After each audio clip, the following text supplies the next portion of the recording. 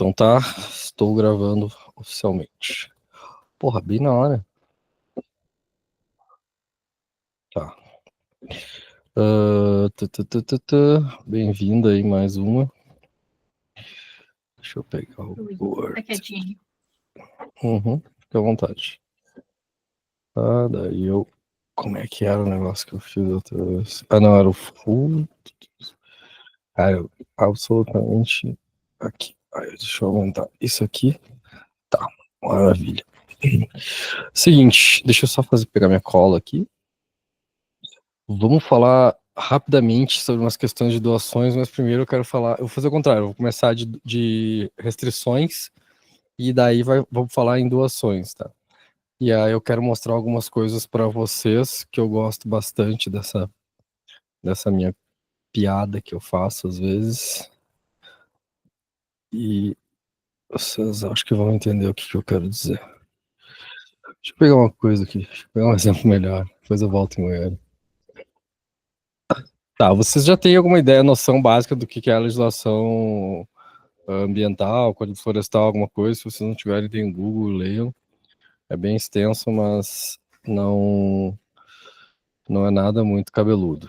Mas basicamente diz que uma coisa bem fundamental, todos os cursos d'água são áreas de preservação, todos os cursos d'água que não são são intermitentes, não são perenes, né, que não surgem em determinadas épocas do ano, são considerados áreas de preservação e há um offset a partir do curso dele, respectivo à sua largura do curso d'água. Então, quanto maior o curso d'água, consequentemente, maior é a APP gerada por eles, no big deal. E aí eu quero fazer uma provocação. Cadê as APPs de Porto Alegre? Você consegue encontrar alguma APP nessa imagem? Nenhuma, né? Nenhuma. E aí, como o nosso glorioso dilúvio aconteceu, aqui deveria ter uma app de 300 metros, por exemplo. Em todo essa parte aqui. Aqui não, porque tem antigamente o rio vinha aqui, tá? Só para quem não conhece Porto Alegre. Mas, por exemplo, isso aqui tu teria que ter uma app, né? Não coincidentemente, na área de Porto Alegre que alagou. Né? Então, isso é um dos grandes motivos para as apps existirem no mundo, a gente ter o transbordo dos corpos d'água, né? Então, por isso que uma app existe. E aí aqui a gente pode olhar a nossa gloriosa cidade e não visualizar absolutamente nenhuma app. A Rafa, que mora aqui, cadê? Acho que é aqui, cadê a Borges? Aqui tem uma bica, né? Por aqui, assim, né? Tem uma bica, as bicas, acho que tem uma aqui e tem uma do outro lado lá. Eu sei que uma escorre para cada lado, aqui é o cume do morro. E aí aqui são duas bicas, que é aquelas coisinhas que sai água, sabe? Que tu vai lá, tem um santinho, assim, geralmente, uma capela. Na enchente o pessoal ia pegar água, que era o É, único de água olha que aí, tinha. viu? E aí, essas bicas, na verdade, elas são nascentes que foram encanadas, foram canalizadas e se tornaram aí pontos de coleta de água e tal. E aí, essas nascentes, elas são afloramentos do lençol freático. Em geral, eu não sei muito bem a origem delas, mas em geral elas estão geralmente conectadas diretamente ao lençol freático. Então, quando o lençol está mais alto, as bicas geralmente produzem mais água e algumas épocas de seca elas perdem a sua relevância. Mas o que caracteriza o olho d'água ou nascente é a sua intermitência, né? Ela não. Deixa eu até ver se eu estou falando a palavra correta. Qualidade interrupção temporária. Não estava falando a palavra correta. Intermitência do tempo. Intermitente é o que tem intervalos. Então, não, ela é perene, é isso? Perene. Perene, que é perpétuo, exatamente. Muito bem.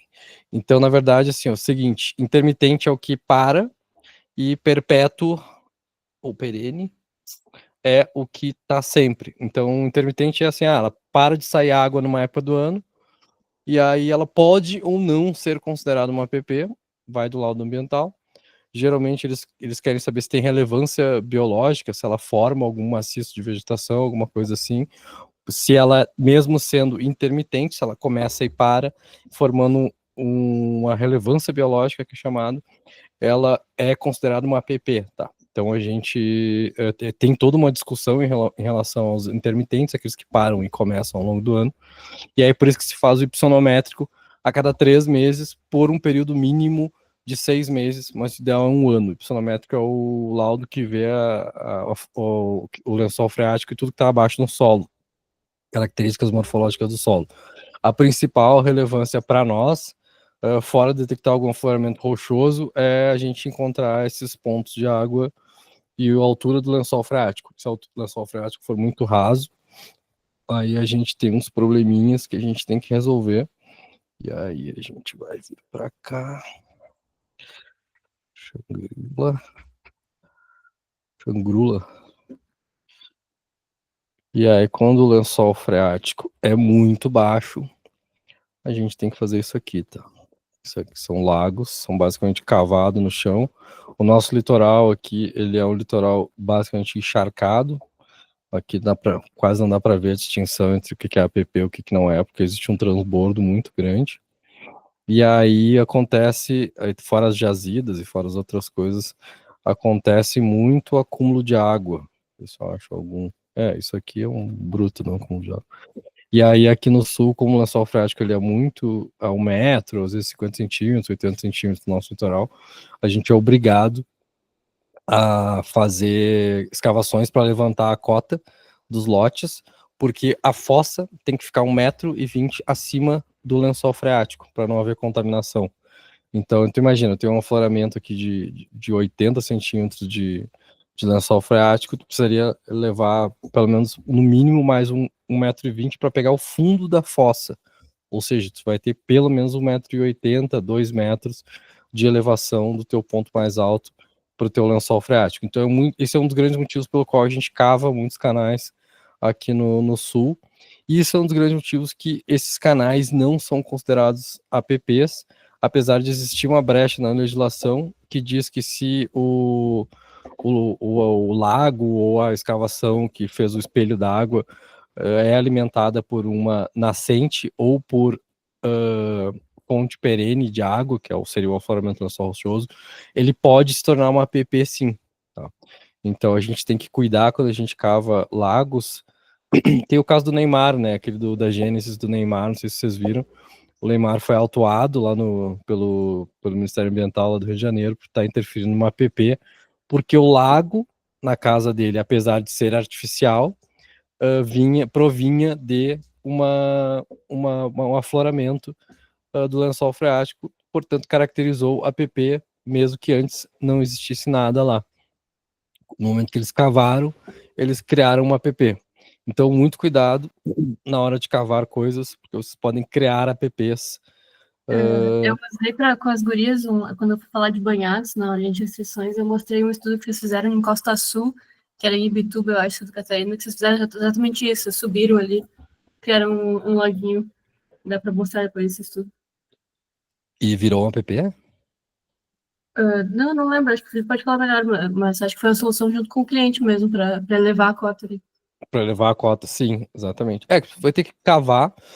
Normalmente as licenças ambientais não permitem que tu traga material a terra, aterro, e nem que tu exporte aterro, pelo menos aqui no sul do Brasil, tá? Então, normalmente vai ter que fazer o manejo de todas as tuas escavações, dos teus cortes e aterros, se provavelmente tiver corte e aterro. Por exemplo, tem um morro aqui. E aí aqui é tudo zona baixa, que eu preciso levantar. Eu posso derrubar esse morro e movimentar ele para cobrir e levantar essas cotas desses lotes aqui. Vou dar um exemplo bem radical. O Dourado. Aqui de Costa Sul era bem isso mesmo, eles queriam economizar, inclusive, o que eles deram de justificativo para mim era economizar. Daí o que eles tiravam para construir, para fazer o lago, eles iam usar para subir a cota dos É isso lotes. aí. Essa é a lógica. Essa é exatamente a lógica. Eu vou mostrar um loteamento que eu fiz, a obra, por sinal. Nossa, aqui é Guaíba, meu amigo. Aqui, ó. Isso aqui é um condomínio náutico que tem ligação com lago, laguna, Guaíba, eu nem sei mais o que que é. E o que acontece? Tem essa app aqui, e aí a gente conseguiu que permitisse a abertura de um canal, às vezes, porque geralmente existem canais de drenagem, tá, que são abertos, são autorizados pela FEPAM, geralmente, pelos órgãos ambientais, onde, por exemplo, cara, tem uma área muito alagada aqui, e eu preciso drenar essa área. Então, eles permitem que sejam abertos esses canais para escoar essa água para os corpos d'água, tá? Isso é bem tranquilo, não é nada muito obscuro. O que é mais obscuro é a gente conseguir transformar isso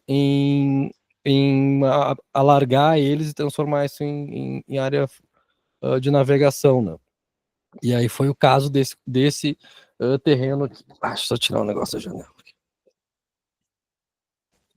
E aí foi o caso desse terreno aqui. Isso aqui era uma plantação de arroz, era uma área muito alagada, e o grande problema dessa aqui é que era uma plantação de arroz num terreno muito argiloso, então ele era meio estanque, assim, a água não penetrava no solo.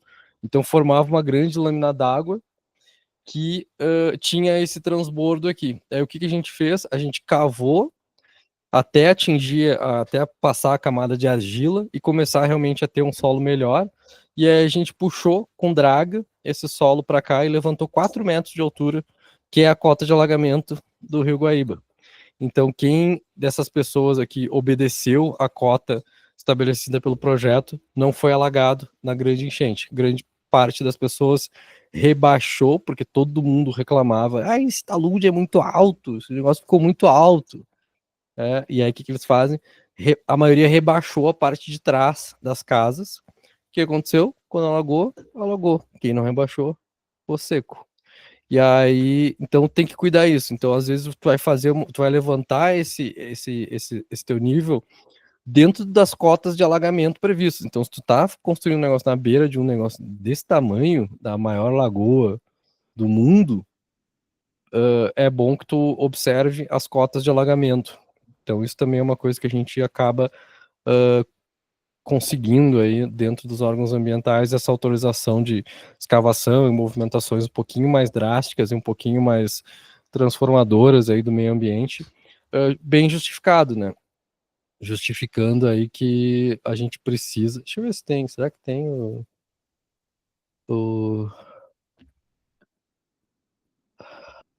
Não vai. Acho que não vai ter, né? Não. 24, 2, 24. 6, 24, não. Não tem. Por que algumas partes têm no Google Earth o alagamento e outras não, né? Eu nunca entendi isso. Eu tava vendo que eles tinham colocado só das áreas mais atingidas, então Ali, só ó. esse quadrado de pixel do que foi atingido muito drasticamente. Que é esse Eles aqui, né? localizaram. Que é esse aqui, né? Ó, aqui tem um excelente exemplo. Por sinal, aqui que era o nosso hub. É bem esse cara aqui, ó. Que é o Instituto Caldeira, que a gente tava antes. Então, assim, sendo bem pragmático, né? Obviamente, essa parte aqui deveria ser uma app, mas realmente tu tem que levar em consideração esse tipo de fenômeno aqui, que são os alagamentos, né? E aí a gente cada vez mais tem tomado algumas precauções em relação a isso, em que tu realmente subir a altura de lotes para garantir que fique acima da cota de alagamento, ou até muitas vezes criar alguns diques. Aqui eu posso procurar um exemplo aqui. Alphaville, gravata aí. Deixa eu ver se cai direto lá. Esse aqui é um que a gente fez um dique. Aqui, ó. Isso aqui é um condomínio, participei da obra também. Vocês verem como eu sou velho. Isso aqui é um dique, tá? Essa avenida aqui, isso aqui é todo um dique. Essa avenida e essa avenida, elas estão bem acima das cotas. Aqui passa aqui quando dá alagamento, quando chove muito, isso aqui é o Rio Morungava. Isso aqui alaga tudo. Tudo isso aqui alaga. E aí, por quê? Porque, né? Cadê a app? Cadê as APPs? Não tem APPs. O que acontece? Houve um grande represamento aqui pelo corte dos cursos d'água, pela antropomorfização da área. Isso aqui alagava horrores, ainda alaga. Inclusive, estava fazendo uma viabilidade para cá esses dias. E aí eu expliquei para eles que na obra a gente recebeu o projeto técnico e isso aqui era bem mais alto do que tudo, assim. É uma cota bem. Aqui não chega a pegar a diferença, mas. Aqui dá muito pouco, dá 2 metros aqui pelo Google Earth. Mas então a gente criou todo esse DIC que permeava todo esse perímetro do empreendimento. Então todo o perímetro do empreendimento contra essa área propícia ao alagamento, ele era como se fosse uma barreira natural. Então hoje em dia, aqui aí daqui tu começa a cair. Então ninguém nem percebe hoje em dia, exatamente porque as ruas formaram diques e conseguem segurar bem. Se não tivesse isso aqui, com certeza haveria o transbordo. Então, no bordo, vocês vão ver muito isso nas resoluções de APPs, tu ter uma via de bordo de APP. Essas vias de bordo de APP, às vezes tu vai utilizar para isso, porque tu vai ter, assim, vamos dizer, tá tudo na mesma cota. E aí tu tem o rio aqui, o curso d'água aqui. E aí tu, pô, beleza, tem ali meus 30, 60, o que vier de APP, beleza. Só que tu tá aqui e tu tá na mesma cota de alagamento lá. Então o que quer dizer? Se houver um transbordo desse corpo d'água, tu não tem nenhuma barreira física entre tu e o corpo d'água. Então muitas vezes a gente usa esse subterfúgio das vias permeando as APPs, a gente chama de vias parques. Inclusive tem muitos códigos ambientais que estabelecem especificamente como tem que ser essas infraestruturas, inclusive porque quando tu faz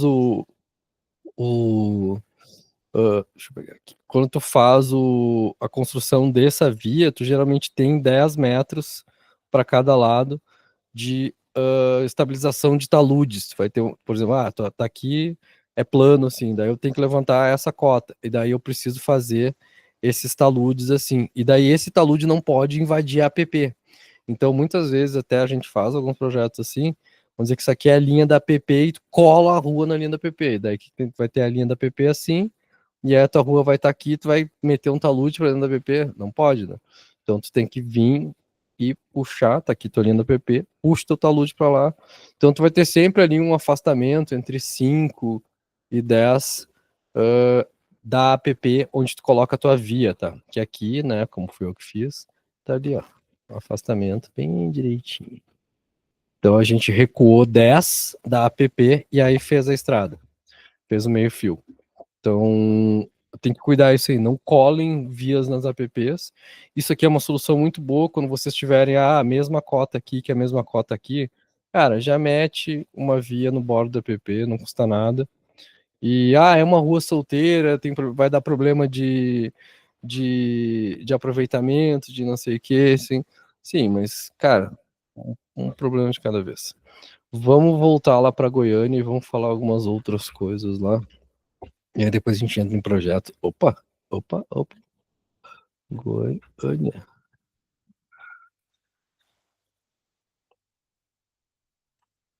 E aí depois a gente entra. Goiânia já é uma cidade que foi pós Código Florestal. Então já os primeiros esboços do Código Florestal não chegaram no início de Goiânia, mas chegaram já nas suas adjacências, que já era da década de 70, final da década de 60, já existia essa ideia conservacionista dos APPs, e aí anos 70 para frente, a gente já consegue ver bastante nas cidades modernas esses tipos de arranjos aqui que a gente consegue encontrar. Esse aqui, olha aqui quem tá aqui. Esse aqui eu fiz eu acho que esse aqui eu acho que esse aqui é um que a gente fez a viabilidade para ele. E aí a gente acaba tendo esse tipo de arranjos nas cidades. Nas cidades tradicionais, o que aconteceria é que se isso aqui não fosse realmente um talveg, não fosse uma coisa muito... deixa eu desenhar aqui. O talveg é quando, por exemplo, tu vem aqui, daí tem um afundamento aqui, e aí o curso d'água está bastante afundado em relação ao resto. quando não tem isso, e muitas vezes não tem, era aquela situação que eu estava falando, às vezes tem uma leve erosão do curso d'água. Normalmente o que é ver? Passa a rua e segue o baile. E aí tem muitos, são os encanamentos, né, dos cursos d'água, ali pré-1970, 1960. A gente vê bastante esses encanamentos, não, mas eu não sei a palavra direito, mas é aterramentos e retificações de cursos d'água. Então, a gente, se fosse ali na pré-Código Florestal, a gente veria muito mais isso. Então, eu gosto de Goiânia exatamente porque é uma cidade que a gente consegue enxergar bem claramente os limites das APPs. Aí, aqui, rios canalizados e tamponados. Obrigado. E aí, São Paulo aí vai a meca dos rios canalizados e tamponados no Brasil. E aí a gente não tem, inclusive tem umas fotos bem interessantes ali daquelas marginais ali de São Paulo, que é a retificação, né? A gente teve no nosso rio, nosso dilúvio, que é a retificação, né? Tu tem aqui esse cara aqui todo sinuoso, tal como Deus o quis, e aí tu vem, cava uma trincheira aqui e retifica isso aqui tudo. Também é uma coisa que se permitia bastante, que era, tem grandes volumes de água, por exemplo, a marginal Tietê ali, o rio Tietê é um rio, porra, gigante, né? E aí tu não vai conseguir canalizar, ou vai ser muito caro cobrir, ou ele realmente tem um tal VEG, né? O Tietê, se eu não me engano, ele tem um. Oh, ele foi retificado, então não tem como saber como é que era. Mas aí pegar esses cursos e fazer, canalizar eles e deixar eles mexer neles, né? Isso é uma coisa que hoje em dia é impossível, assim, é impossível e é ilegal e é crime, eu acho, inclusive. Então o que a gente vai ter realmente são essas soluções onde a gente vai ter que trabalhar os bordos e ter que trabalhar esses bordos de algumas formas mais criativas e às vezes não tão ideais do ponto de vista de eficiência, tá? Mas aqui, por exemplo, cara, aí que geralmente acontece? Eu vou falar algumas coisas básicas, mas é só porque a gente precisa falar o básico.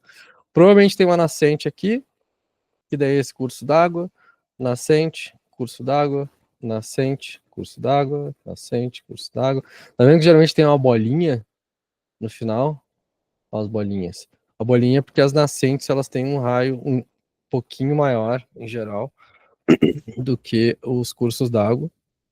E aí, ó, que a gente já tem um crime ambiental aqui. E aí a gente vai ver sempre essas características, tá? Aqui tem um empreendimento novo. Vamos dar uma olhada como é que eles fizeram isso aqui. Isso aqui, se eu não me engano, é da Ginkgo, viu? A gente pode até confirmar depois. E aí aqui também, ó. Aqui vocês veem que rolou uma baguncinha, né? Eles deram uma cavocada aqui na PP, né? Porque, né? Isso aqui é terra mexida, né? O que será que justificou isso aí? Ah, daí tem as passagens também pelos cursos d'água, tá? Geralmente eles permitem uma passagem pelo curso d'água, onde daí tu vai fazer o canalização e o tamponamento. E, e aí tem que cuidar também para essas modificações não ficarem muito em zonas muito, por exemplo, aqui é uma zona, novamente, aqui é um tal vegzão, assim, é uma declividade grande. Aí tu vai querer passar a rua reta lá em cima. Cara, eles não vão autorizar esse tipo de intervenção. Então tu vai ter que buscar geralmente o ponto mais favorável para fazer a travessia, para que daí a gente consiga ter negociar isso com a prefeitura e fazer isso de uma forma um pouquinho mais organizada. Deixa eu ver se tem mais alguns exemplos aqui para mostrar para vocês. Deixa eu ver se eu acho aqueles da. Tem uns da Ginkgo que ficaram bem feitinhos aqui, eu não me lembro exatamente. É Cuiabá. Cuiabá. Vou ali em Cuiabá, que Cuiabá também tem umas coisinhas. Cuiabá. Um pouquinho pro lado.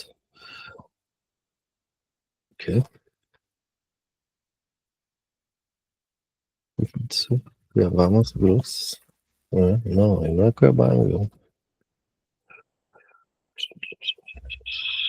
Ó, Cuiabá é uma outra cidade que a gente tem bastante. Ó, Cuiabá é uma cidade que já pegou um pouco mais de devastação, mas também aí tem um curso d'água bem mais relevante, e daí as APPs deveriam, pelo menos, ser ser maiores. Vamos pegar aqui um condomínio formal. Provavelmente isso aqui é APP, isso aqui já é tudo bagunça. Então a gente tem que, tipo, essas características aqui, ó, de final, a gente tá aqui, ó, cota 153. Tu vê que, cara, tem 10 metros, aqui cota 60, ó, tem uma leve declividade nessas áreas, então a gente tem que cuidar sempre essa questão do até onde é que tá indo, né? Mesmo que a encosta seja aqui, tu vê que tem uma certa ocupação, ó, mais rarefeita, provavelmente na parte que realmente alaga, que geralmente é conhecida, ó. Todos estão resguardando um pedacinho do rio. Porque é isso, às vezes é um Telveg, às vezes tu tá aqui numa cota, vamos dizer, ó, 163, e o bicho tá lá na 165, 151. Então tu tem 20 metros, mas daqui a pouco esses 20 metros ele tá caindo aqui na beirada. Se esses 20 metros tá lá no final, então tu tem que considerar toda essa tua área aqui como uma área sujeita a alagamento. E aí também é uma análise que a gente geralmente faz de uma forma um pouquinho superficial, que a gente está desenvolvendo tecnologia para fazer ela um pouquinho melhor, que é entender mesmo essas áreas de alagamento. Então, qual é a mensagem que eu queria que vocês saíssem dessa conversa caótica? Sigam as APPs, respeitem as APPs, mas prestem atenção na topografia. É importante a gente entender que não é só a APP que determina algumas coisas. Ó, acho que aqui é um bom exemplo, ó. 60, 61, 2, 3. Então, assim, toda essa área de bordo de app, mesmo não sendo o app, vamos jogar áreas verdes, vamos botar restrições, ou às vezes transformar em restrições mesmo, ou colocar doações lá. Então, vamos cuidar essas áreas lindeiras, as apps, e aí entra naquela questão de controle de bordos que a gente falou na outra aula. Cara, tá na mesma cota, tá numa cota parecida, ou tá numa cota muito próxima, 1,5 m, 2, eu considero no limite às vezes, de corpos d'água que são relevantes, como esse aqui. Resguarda mais, joga as doações de área verde para lá. E aí, em muitos municípios, e aqui Goiânia e Cuiabá, inclusive, tu tem o subterfúgio da RPPN. Aí tu tem diferentes tipos de doação. Tu tem os sistemas de lazer, que são as doações de. Deixa eu ver se eu acho uma aqui, um condomínio que eu conheço aqui para mostrar. Que está cêntrico do shopping. Aqui, ó. Deixa eu ver. Esse aqui tem tudo. É para ter tudo. RPPN, o diabo. Ó, esse aqui foi outra viabilidade que a gente fez também. Esse caquedo aqui de coisa. E aqui o que que acontece, assim, lá em muitas legislações, no Centro-Oeste principalmente, eles têm as RPPN, ó, esse aqui acho que é um que tem RPPN, eles têm as RPPNs, tu tem a APP propriamente dita, que daí era não edificante, tu não tem o que fazer com ela, aí tu tem as RPPN, que são reservas, ou RPPN ou reservas legais, que giram em torno aí de 25% do teu terreno. Então, tu pode dedicar essas RPPNs para matas preservadas. Eu tenho grandes maciços em estágio avançado. Só relembrando, estágio inicial, médio avançado. Inicial, vamos dizer assim, é uma vegetação bem baixa, ainda início de pioneiras, uma vegetação rasteira, arbustivos lenhosos. Aí o estágio médio, que é considerado quando tu tem árvores ali com um DAP, diâmetro do tronco, entre 15 e 25, e aí o estágio avançado, que são quando as árvores tu tem maciços arbóreos com diâmetro de tronco acima de 25 centímetros. E aí eles são, em geral, imunes ao corte, daí tu tem algumas espécies protegidas que tu não pode nem negociar a compensação, porque tu pode, teoricamente, no Brasil, até 20% das áreas, em geral, até 20%, porque a legislação municipal pode ser mais rigorosa. 20% das áreas de estágio avançado, tu poderia suprimir e compensar. Mas tu tem que ter um laudo de cobertura vegetal que vai te apontar exatamente as espécies naquele maciço que tem diâmetro de tronco acima de 25 e principalmente quais são as espécies contidas. E aí, se essas espécies estão na lista de imunes ao corte, tu não pode fazer nada. Então, muitas vezes, o que a gente faz com essas reservas legais é isso: a gente joga áreas inteiras de vegetação, de maciços de vegetação para dentro dessas áreas de RPPN ou de reserva. Então, aqui, por exemplo, não é um APP, como, provavelmente, posso tentar entrar na Urbi ali para ver, mas não é um APP, pelo que eu me lembro, eu já vim aqui. E aí tem essas áreas que são áreas de RPPN, então tu tem a tua doação de 25% lá de reserva legal, ou 20%, depende do município, e aí é uma área de preservação além da preservação, é uma área verde, de mata preservada, de, sei lá, do que tu quiser colocar ali, e aí pode incluir essas zonas úmidas, zonas baixas, zonas de... como é que chama? Esqueci o nome da vegetação. De vegetação ciliar, zonas de vegetação ciliar. A vegetação ciliar geralmente ela é ou em beiras de corpos d'água ou então em áreas que permanentemente são úmidas. E aí que às vezes não caracteriza a APP. Essas áreas úmidas elas são bem complicadas porque às vezes elas não caracterizam a APP, tá? Daí na verdade é só uma área de acúmulo de água que surgiu uma vegetação diferente. Mas aí ela já te indica, né, que ela é uma área complicada exatamente pelas características biológicas dela. Então muitas vezes no laudo de cobertura vegetal ou do próprio levantamento ambiental eles marcam essas áreas porque aí tu já sabe que é uma zona baixa, uma zona que exige drenagem, ali tu provavelmente, se for permitido a intervenção, cava um lago, ou então vira RPPN. Então aqui a gente tem bem claramente, dentro desses condomínios, as sistemas de lazer, que são essas áreas onde a gente pode modificar, pode inclusive suprimir vegetação, construir quadras, edificar, fazer uma série de coisas, lagos, blá, blá, blá. E aí tem as RPPN ou reservas legais, que são essas áreas que estão protegidas, que não são APPs propriamente dita, tá? São áreas que você é obrigado a doar. Porque as APPs, elas são excluídas da tua área útil. Ela nem entra em cálculo de permuta, ela não entra em cálculo nenhum, assim. E as RPPN não, as RPPNs, elas entram nas tuas doações, elas são parte da tua contrapartida, só que acaba que tu não faz nada com ela, né?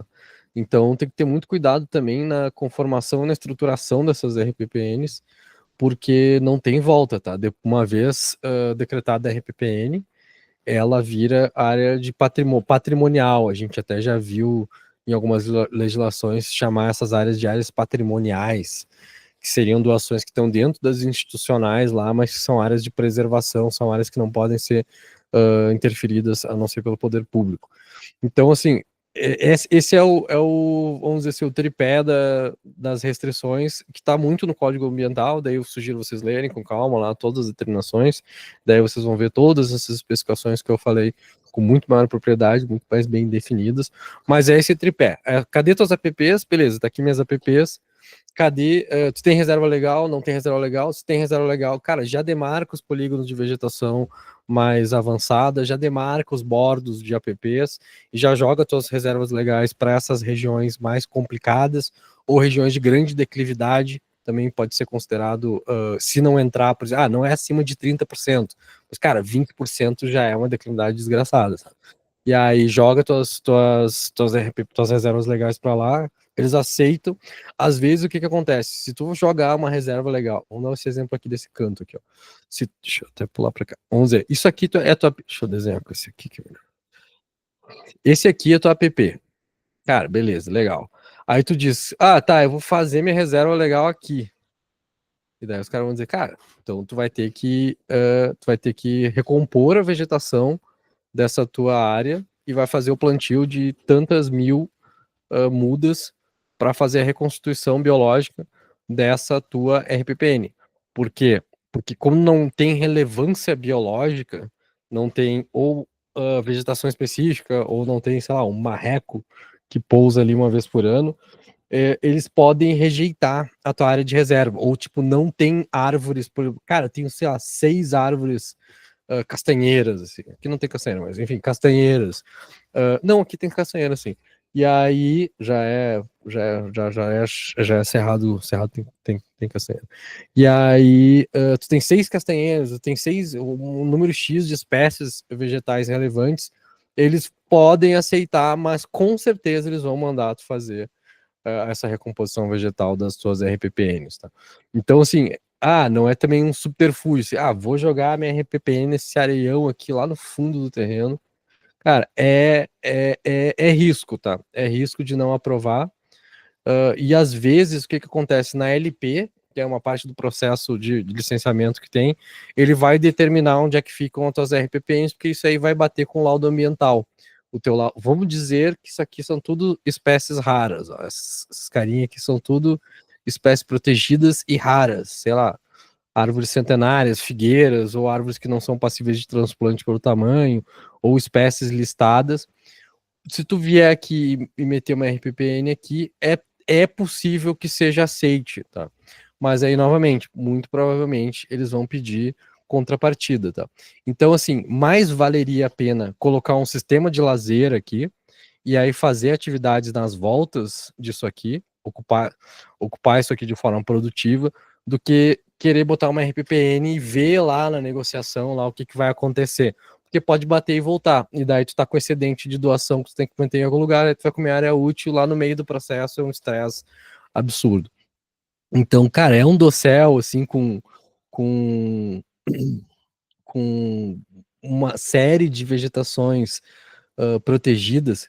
Cara, é praça. Mete uma praça, o cara vai ali, olha a vegetação, bota uma plaquinha ali com o nome da vegetação, tal, faz uma educação ambiental, ocupa isso aqui. Não tentem fazer esses subterfúgios, assim, de jogar as RPPNs e as reservas em áreas que não são próprias para isso, tá? Geralmente não cola esse tipo de coisa.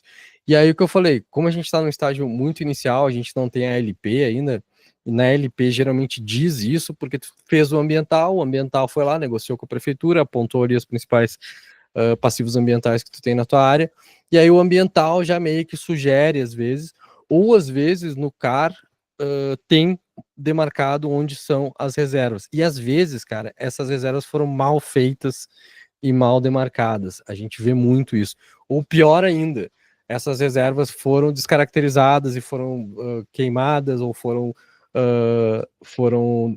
desmatadas, e aí tu vai ter que recompor essas tuas áreas de RPPN que foram modificadas, porque hoje em dia a gente tem satélite infinito aí, tem em alta resolução aí de 5 anos para trás, em algumas empresas privadas, então não existe mais esse jeitinho aí de pegou fogo na reserva legal. Cara, pegou fogo, azar teu, vai ter que recompor, porque senão eles vão trancar a tua LP. Ou pior ainda, eles vão demarcar que ali é a reserva legal e não tem o que fazer, não tem negociação. É muito difícil mudar polígono de reserva legal, tá? Mesmo quando tu faz a passagem de rural para urbano, eu não conheço nenhum caso, tá? Às vezes, assim, modificar o polígono, tipo, cara, tem um dente no polígono, posso tirar esse dente do polígono. Às vezes é possível, tá? Mas eu acho muito difícil, eu nunca vi. Então, às vezes, a gente tem aí, se a reserva legal é um polígono que está já referenciado, cara, sigam ele, não adianta. É no ponto mais privilegiado do meu empreendimento. Cara, em fase de estudo preliminar, não vale a pena arriscar, tá? Por quê? Porque pode bater lá no ambiental e o ambiental bater o pé e dizer, não, cara, é ali, pronto.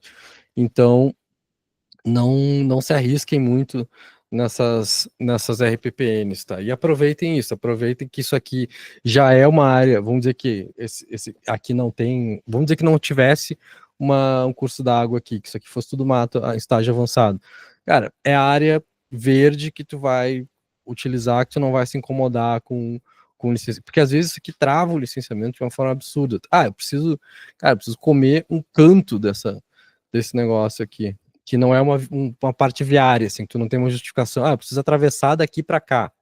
Aí tá, não, beleza, tudo bem, pode ser, mas aqui tu tem espécie vegetal, aqui tem espécie vegetal, não sei o que. Às vezes tua compensação vai dar tão alta, mas tão alta, e eu tô falando de milhares de árvores por metro quadrado retirado, que tu não tem onde enfiar essas árvores. Essa é a realidade. Inclusive, a gente fez no início, a gente tinha um algoritmo que era um flood de árvores, assim, porque daí tu tem um diâmetro de 2 metros, e aí, cara, tipo, eu tenho essa área e eu preciso enfiar 5.000 mudas nessa área. E daí a gente criou esse flood, que ele enchia de bolinhas, por causa de um estudo que a gente estava fazendo, até não me lembro agora qual que era, e não cabia, simplesmente não cabia em lugar nenhum do empreendimento todas as árvores estabelecidas pela LP. E aí a gente levou isso para a prefeitura para negociar. Nós fizemos aqui um lançamento de todas as vegetações e não coube. E aí a gente já está no limite das doações, não sei o que eles mandaram fazer, mandaram doar mais. E aí a gente comeu um pedaço de área vendável de um canto para conseguir socar mais árvore. não teve negociação. Estava estabelecido na LP, eram 5 mil e poucas árvores, tem que botar 5 mil e poucas árvores. E aí tu vai ver, que foi o que eu peguei esse projeto andando, que foi uma burrice, na verdade. Porque, por que atravessou aqui? Por que não atravessou aqui? Entendeu? Por que se meteu no meio dessa desgraça aqui de árvore? Por que não pegou um outro ponto mais favorável? Foi exatamente isso que tinha acontecido naquele projeto. Os caras resolveram ir. Não, aqui é mais curto. Sim, mas, cara, aqui é estágio avançado, é um monte de árvore grande, é figueira, é araucária, é não sei o quê. E aí, tudo isso por uma decisão de projeto. Na verdade, o meu diagnóstico na época foi exatamente isso. Cara, cagada de projeto. Cagada de projeto, cara. Quis vir por aqui, por que não foi por lá? Por que não foi por aqui, onde já tá? Às vezes tem uns caminhos de boi que vai comendo assim a vegetação e vai destragando a vegetação. Usa o caminho de boi, usa as áreas que estão mais favoráveis para ti do ponto de vista de travessias. Não sai fazendo travessia a louca, assim. Olha a imagem de satélite. Isso aqui, muitas vezes, isso aqui é o cara tá trabalhando com a imagem de satélite desligado.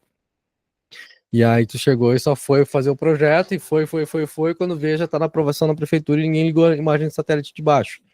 Então, trabalhem com imagem de satélite ligado, cuidem essas coisas, e é isso aí. Aí, aqui, ó, outra coisa importante. Isso aqui não são afloramentos esses lagos não são afloramentos e não são nada. Eles são meramente bacias de retenção de água da chuva. Então a gente também tem, em algumas legislações mais completas, estabelecendo as áreas patrimoniais ou institucionais como áreas que podem receber essas bacias. Então, às vezes, tu não precisa comer área verde ou sistema de lazer. Geralmente, quando tem um sistema de lazer, é tipo 5%, 10% de sistema de lazer. Se for 5% de sistema de lazer e tu tiver que colocar tuas bacias, às vezes tu vai descobrir que tu tem 2 a 3% de bacia no teu da tua área como bacia de retenção no teu empreendimento. E aí tu já tá teu 5% de sistema de lazer, tu já tem 3 de bacia, tu ficou com 2% de sistema de lazer. Aí existe esse subterfúgio da patrimonial e também existe esse subterfúgio de eventualmente colocar nas áreas de reserva. É difícil, tá, conseguir colocar uma bacia de retenção numa área de reserva. Tu tem que justificar muito bem. E aí como é que a gente faz os justificativos? Vai ser um parque ecológico, com trilhas, com não sei o quê. Tu inventa uma narrativa afirmando que aquilo ali vai se tornar uma coisa de educação ambiental, essas coisas todas. E aí, às vezes, é possível, tá? Mas como eu falei para vocês, as RPPN são muito chatas. Então, o que é preferível? Muitas vezes é preferível colocar isso aqui numa institucional e tentar alegar com a prefeitura essa questão de doar as tuas bacias das áreas institucionais. Isso já vi em algum lugar funcionar, não é todo lugar que aceita, principalmente se as institucionais ou patrimoniais tiverem alguma destinação específica para equipamento público, descrito na legislação. Então, se vocês virem legislações que estabelecem áreas institucionais para uso de educação, blá, blá, blá, blá, segurança e infraestrutura urbana, esquece, não vai conseguir jogar suas bacias lá. Se a legislação é vaga, é área institucional tantos por cento. Existe uma possibilidade, mas aí, novamente, tu vai ter que criar uma historinha, então só não cava um buraco num canto. Faz isso aqui, ó. Isso aqui é bem típico de coisa que teve negociação. Ó. Tem uma pista de caminhada. Aí tu começa a entender aquelas coisas de marketing meio bizarras, assim, tipo, pista de caminhada na volta do não sei o que, trilha de não sei o que. Isso tudo são subterfúgios que a gente usa para negociar algumas coisas com a prefeitura e esticar um pouco essa corda aí do uso das reservas e do uso das áreas patrimoniais e institucionais. Acho que é isso aí por enquanto. Eu vou cortar o vídeo. Deu uma hora, perfeito. E deixa eu ver se eu acho mais alguma coisa. Aqui, Goiânia é mais legal das tosqueiras. Bacana, ficou bonito isso aqui. Tá, eu vou cortar esse primeiro vídeo aqui, tomar uma água e já retornamos. Para a gravação, para